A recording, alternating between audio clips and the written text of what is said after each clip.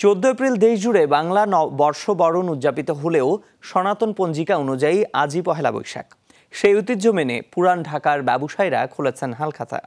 ক্রেতা বিক্রেতার মধ্যে সৌহার্দ্যপূর্ণ সম্পর্ক স্থাপন করতে সকাল থেকেই ছিল নানা আয়োজন। এদিন পুরনো দেনা মিটিয়ে ক্রেতারা আর ব্যবসায়ীরা তাদের করিয়েছেন মিষ্টিমুখ। রিমন রহমানের রিপোর্টে থাকছে বিস্তারিত।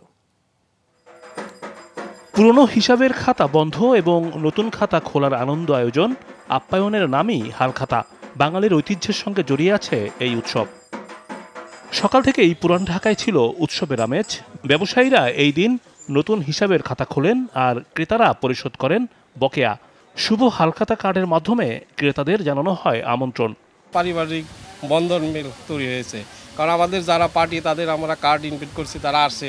আজকে তাদেরকে আমরা মিষ্টিমুখ করিয়ে নতুন করে বরণ করে নিব, নতুন বছরে আবার নতুন করে সবকিছু শুভ সূচনা করব। আমাদের যে পুরানো পার্টিগুলো আছে তাদের সাথে আমরা লেনদেন যেগুলো থাকে তাদের সেগুলো ক্লিয়ার করি। বৈশাখী সাজে সাজানো হয় ব্যবসা প্রতিষ্ঠান। বেলা বাড়ার সঙ্গে সঙ্গে বাড়তে থাকে সমাগম। বকেয়া পরিশোধ করতে আসা ব্যবসায়ীদের আপ্যায়ন করানো হয়, তাই মিষ্টির দোকানে ছিল বাড়তি চাহিদা।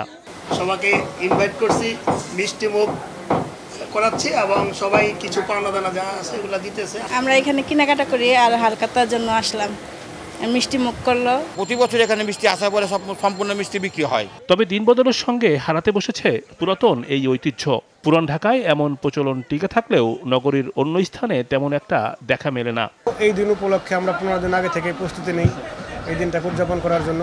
ঐতিহ্যটা আগে যেমন ছিল এখন সেমন আছে বলে আমার মনে হয় না। আমার তাঁতিবাজার এবং সাগরবর্তী এলাকাতে এখনো পুরোপুরি আছে, এখনো বিলুপ্ত হওয়ার কোনো নেই, এখন পর্যন্ত চলে আসছে। সংশ্লিষ্টরা মনে করেন ব্যবসায় সুসম্পর্ক স্থাপনে এই ঐতিহ্য রক্ষা করা প্রয়োজন। রিমন রহমান, যমুনা নিউজ, ঢাকা।